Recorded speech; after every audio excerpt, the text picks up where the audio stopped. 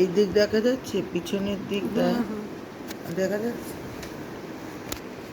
Hello my students, class 9. Today I want to finish you first of all chapter 2.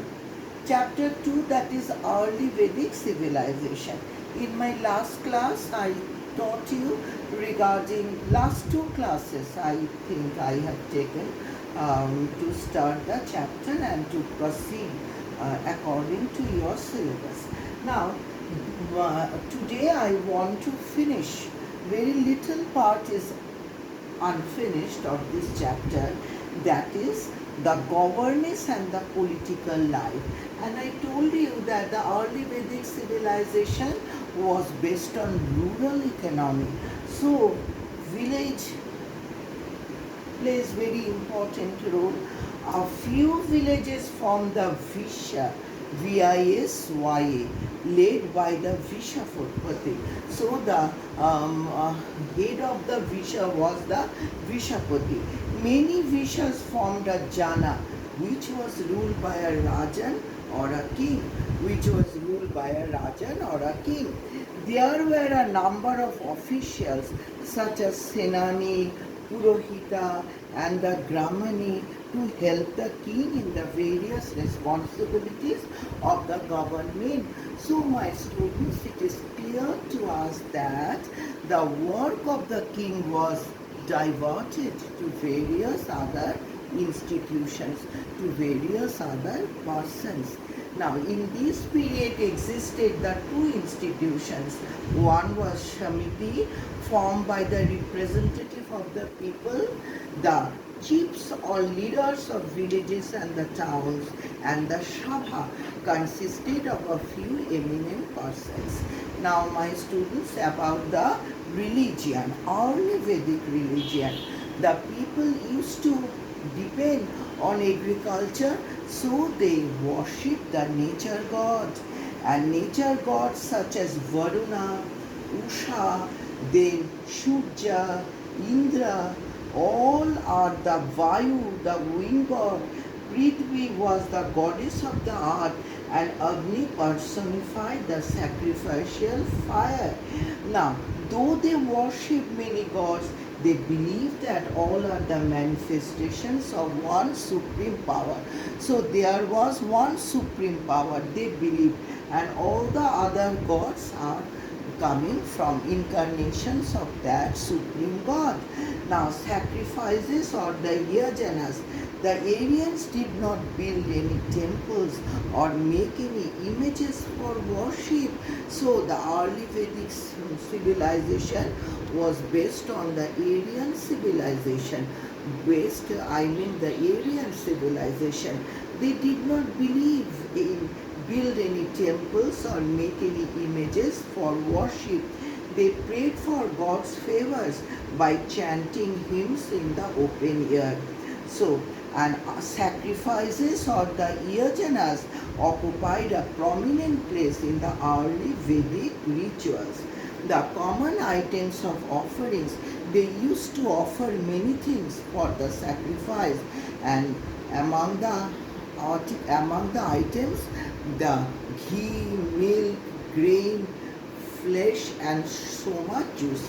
These were the common items for sacrifice now to God. Now my students, today chapter 3, that is the latter Vedic age. The latter Vedic age. First of all, sources to reconstruct the latter Vedic age. I told you in every chapter, my students, the sources are very important, and among the sources, the literary sources and the archaeological sources. Now, sources to reconstruct the latter Vedic age, the latter Vedic literature. Among the sources, the first one is the latter Vedic literature. The latter Vedic literature, my students. Now, the latter Vedic literature includes Yajurveda, Atharva Veda and the Shama Veda. Very important. Yajurveda, Atharva Veda and Shama Veda. Each of the Vedas consists of two parts, the Samhita and the Brahmana. The Samhita is composed of hymns and prayers to be sung at rituals and sacrifices. The Brahmanas are prose texts that explain in detail the meaning of hymns. There were many hymns.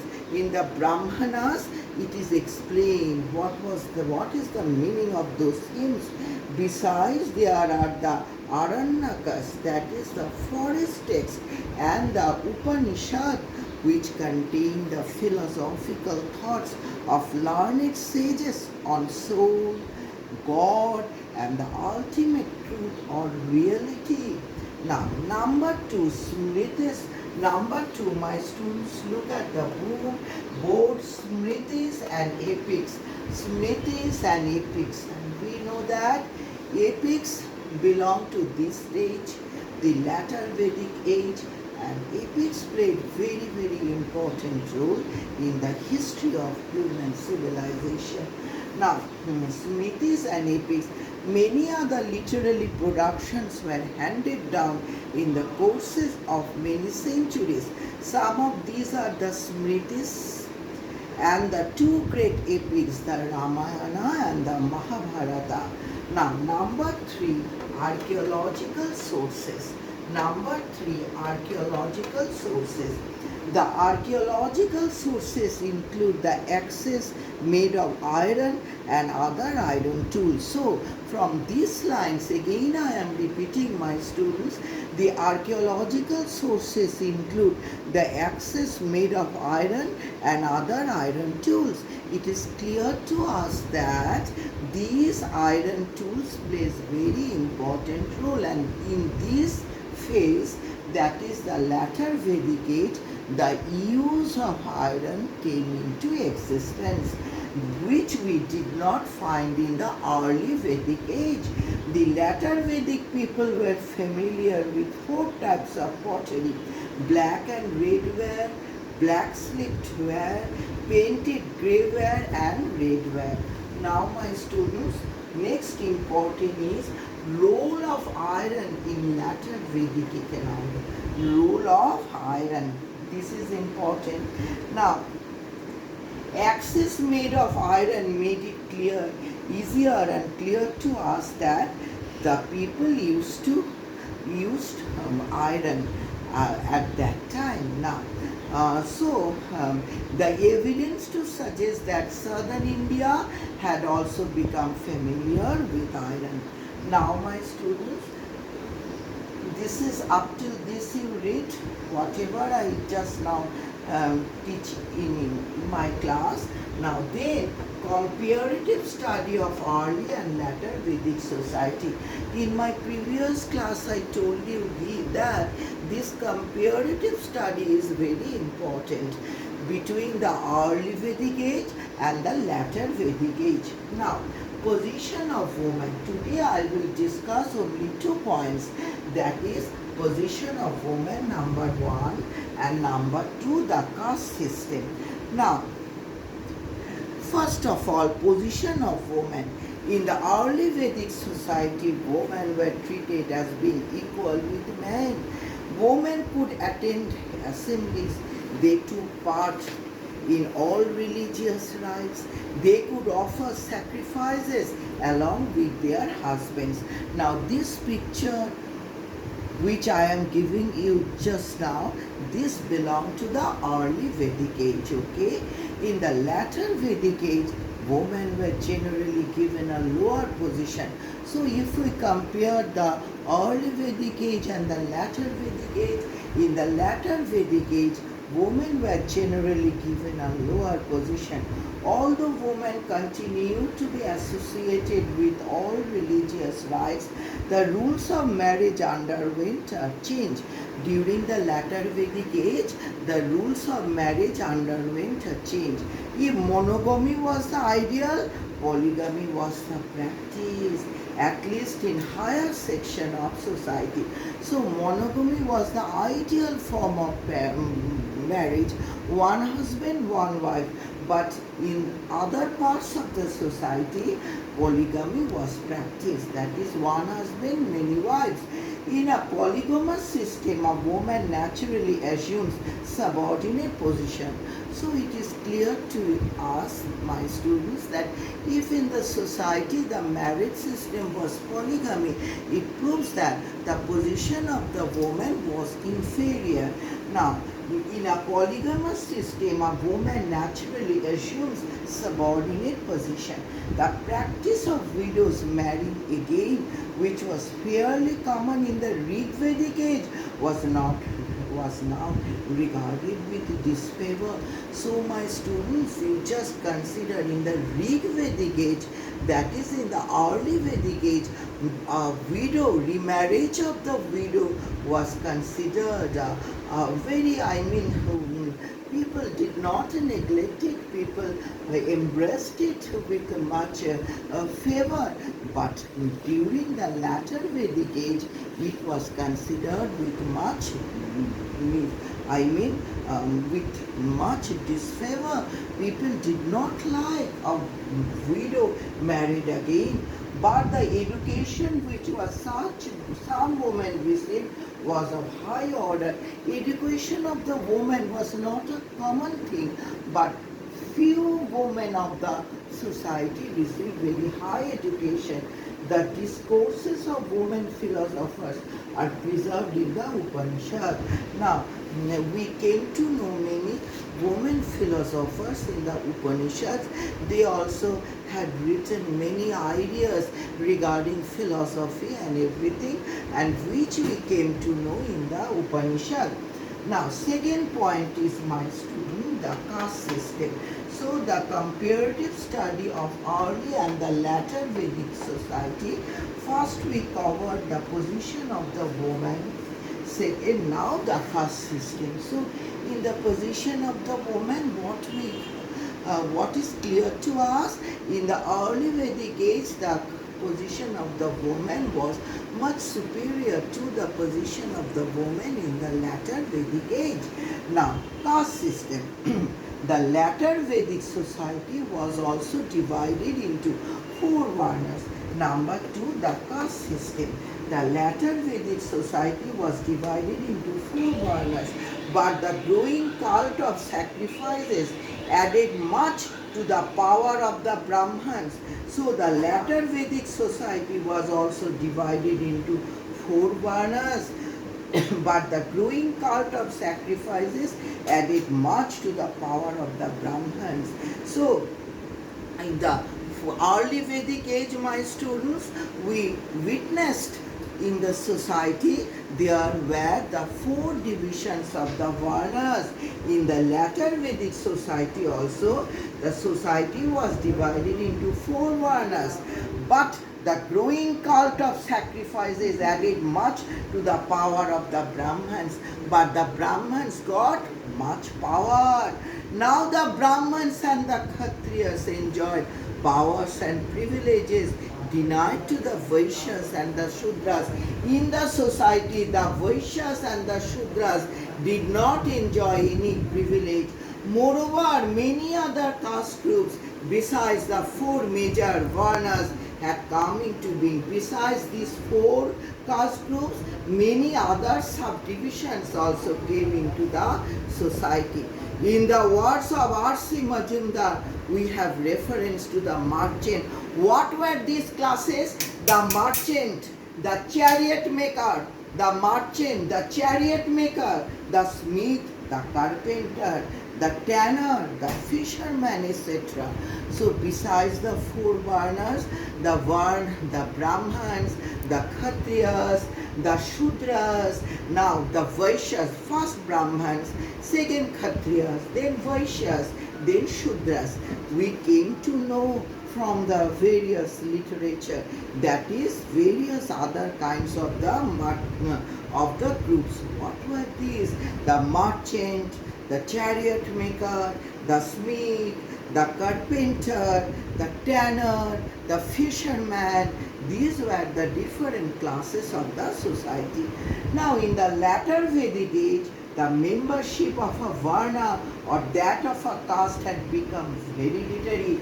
In the early Vedic age, regarding the caste system, we came to know that it was not, it was very easy to change the caste. That is, people of higher caste, they could enjoy the privileges of the lower caste.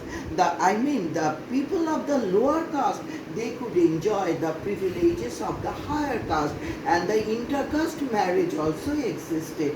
But in the latter Vedic age, the membership of the Varna became hereditary.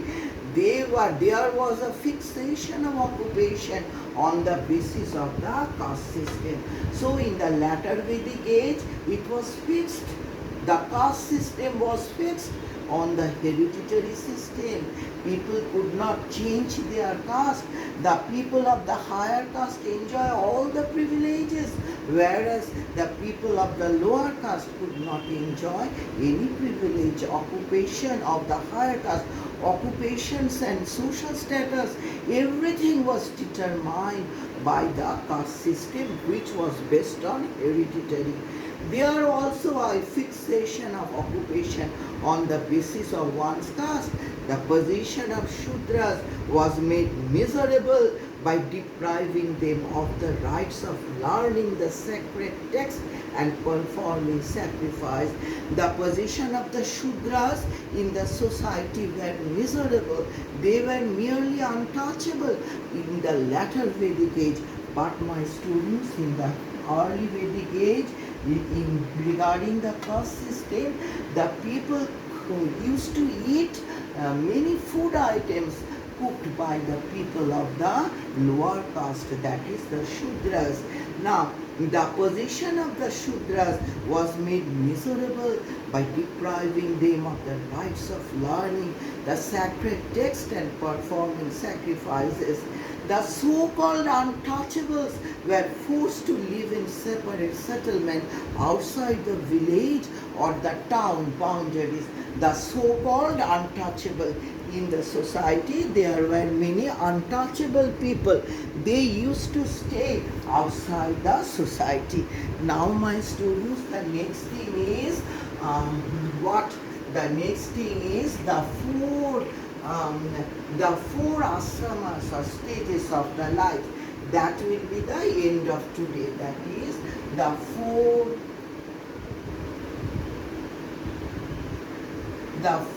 ashramas. The four ashramas or stages of life.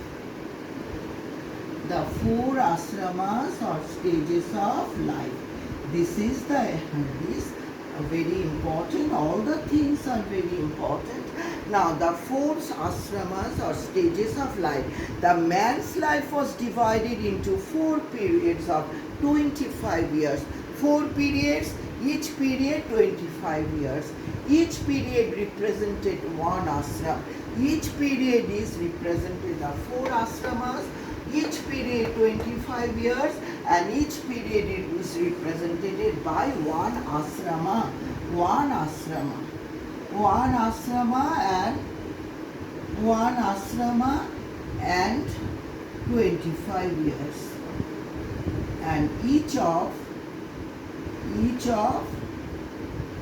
25 years. Now, and each of 25 years. The Brahmacharya ashram was mainly divided. The first one is the Brahmacharya ashram was mainly devoted to education for the development of body and mind.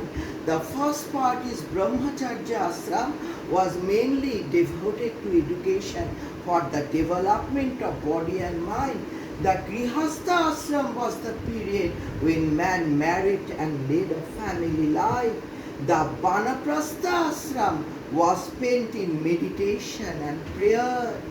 The last phase was the Sannyasa ashram. One had to renounce all worldly pleasure and live in the forest as a sannyasi. So 4 parts, 4 ashramas or stages of life. The man's life was divided into 4 periods of 25 years.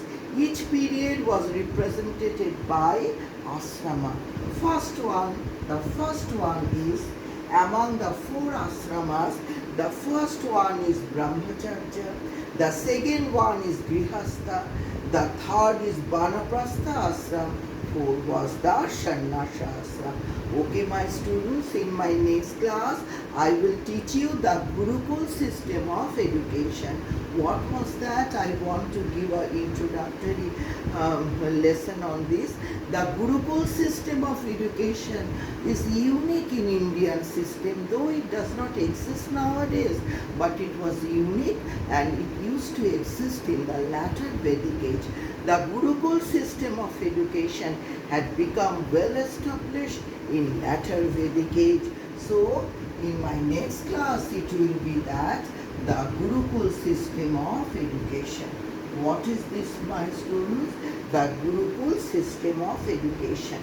Now, I look at the book, the Gurukul.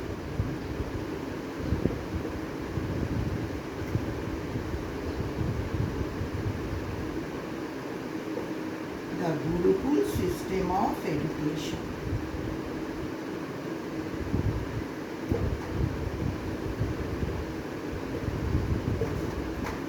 The Gurukul system of education.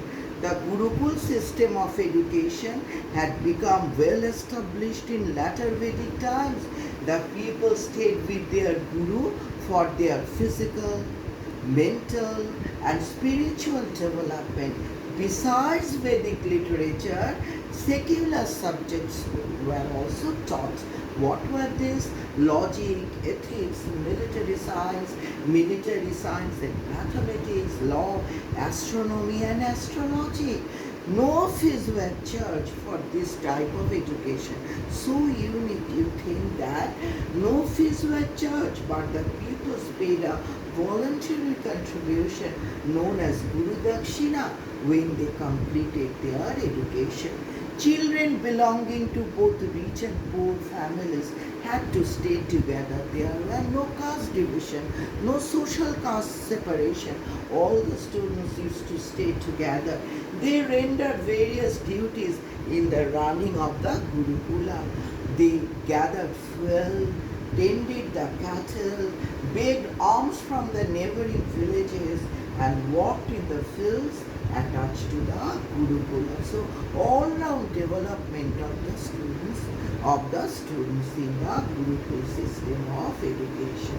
Not so commercial like nowadays. Okay, my students, today up to this, wish you all the best. See you in my next class. Okay.